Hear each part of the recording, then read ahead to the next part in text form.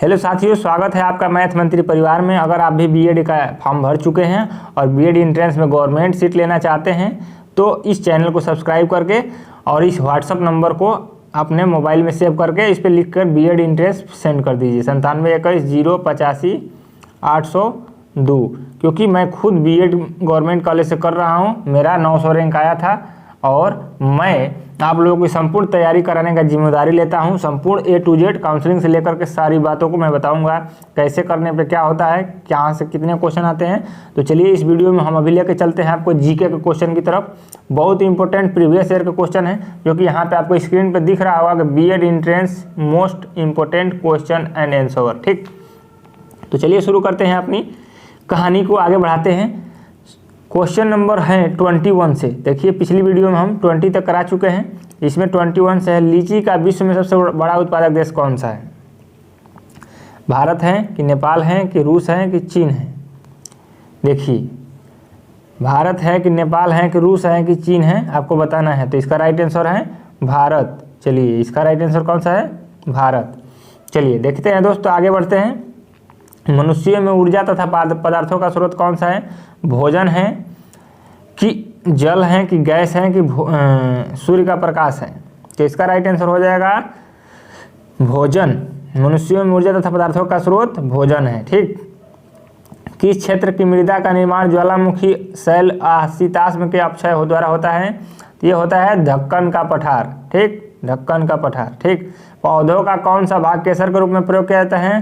तो इसको बताए थे वर्तिकाग्र। अभी पिछली वीडियो में भी बताया था, इसको वर्तिकाग्र होगा इसका राइट आंसर। इसको वर्तिका या वर्तिकाग्र कहते हैं। ठीक, मनुष्यों में ऊर्जा तथा पदार्थों का स्रोत है, यही भोजन है, अभी बताए थे।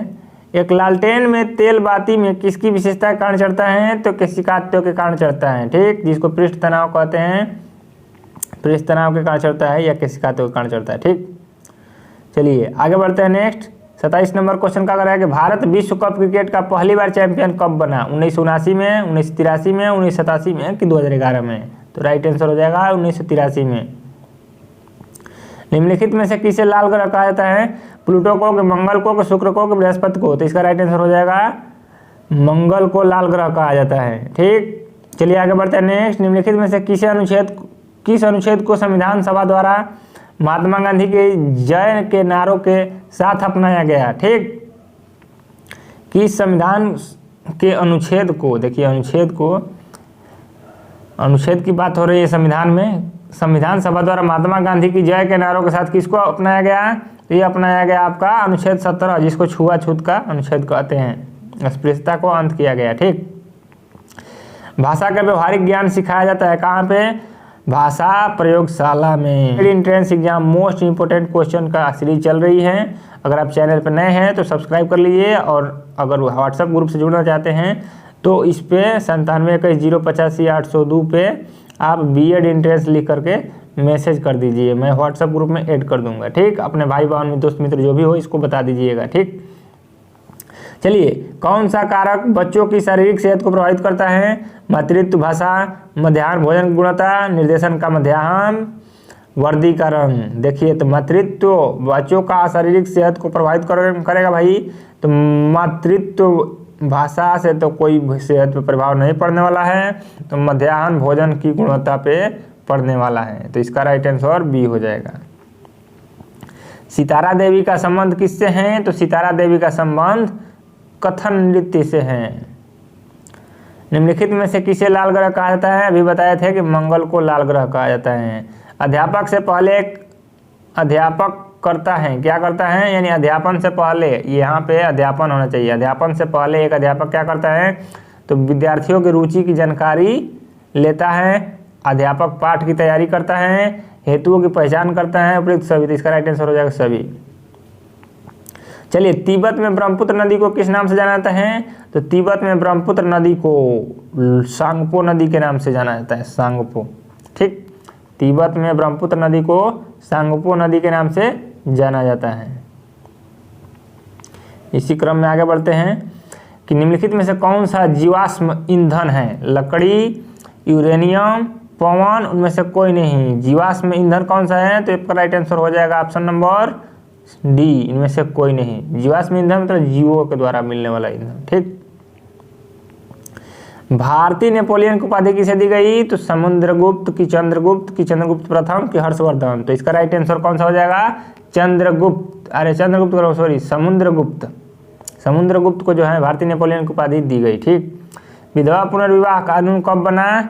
विधवा पुनर्विवाह कानून बना 1856 में। कब बना? 1856 में। चलिए, संपूर्ण शिक्षा की कल्पना किसने की? तो ये की श्री अरविंद जी ने। छाऊ नृत्य किसका कहाँ है? झारखंड। स्कूल में ड्रॉपिंग आउट का क्या मतलब होता है? तो स्कूल हमेशा के लिए जब छोड़ देते हैं तो नहीं कहते हैं कि स्कूल से ड्रॉप हो गया है, तो उसको बोलते हैं हमेशा के लिए स्कूल छोड़ना, ड्रॉपिंग आउट। ठीक। निम्नलिखित में से कौन संसद की सबसे बड़ी समिति है? लोक लेखा समिति की सरकारी उपक्रम संबंध समिति, आवेदन संबंधी समिति सबसे बड़ी समिति है। ठीक। कह रहा है कि निम्न से किसने बंगाली भाषा के माध्यम से शिक्षा प्रदान करने के अपने उद्देश्यों में से एक स्वदेशी समाज की स्थापना की? अरविंदो घोष, सुरेंद्रनाथ बनर्जी, सत्येंद्रनाथ टैगोर, रविंद्रनाथ टैगोर। तो आपका राइट आंसर हो जाएगा रविंद्रनाथ टैगोर। बंगाली भाषा में एक जो है शिक्षा यानी अपने भाषा में स्वदेश समाज की स्थापना की। ठीक। एक अध्यापक को अपनी आय बढ़ानी है तो क्या करना चाहिए? उसको पुस्तकें लिखनी चाहिए। ठीक। ये नहीं कि दूसरे कोचिंग में जाके इधर उधर फालतू काम करना चाहिए, कॉन्ट्रैक्टर वाला ये सब नहीं करना चाहिए। विकास अनवरत प्रक्रिया या विचार संबंधित है? विकास लगातार होने वाली प्रक्रिया या विचार किससे संबंधित है? अंतःक्रिया का सिद्धांत, एकीकरण का सिद्धांत, अंतर समर्थन का सिद्धांत, निरंतरता का सिद्धांत। इसका राइट आंसर हो जाएगा निरंतरता का सिद्धांत। देखिए दोस्तों, निम्न में से कौन सा भारतीय राज्य गरीबी के कुचक्र का शिकार है? तो बिहार को बोलते हैं सबसे ज्यादा शिकार है। छऊ नृत्य झारखंड का है और तिब्बत में ब्रह्मपुत्र नदी को सांगपो नदी के नाम से जाना जाता है। निम्नलिखित नेताओं में से किसने इलाहाबाद में 1857 के विद्रोह के नेतृत्व किया? तो ये किया लियाकत अली ने। चलिए, जिस प्रकार में व्यक्ति दूसरों के व्यवहार को देखकर सीखता है न कि प्रत्यक्ष अनुभव के, क्या कहा जाता है? उसको कहा जाता है अधिगम, सामाजिक अधिगम। ठीक। तो आज की इस वीडियो में इतना ही रहने देते हैं। जय हिंद।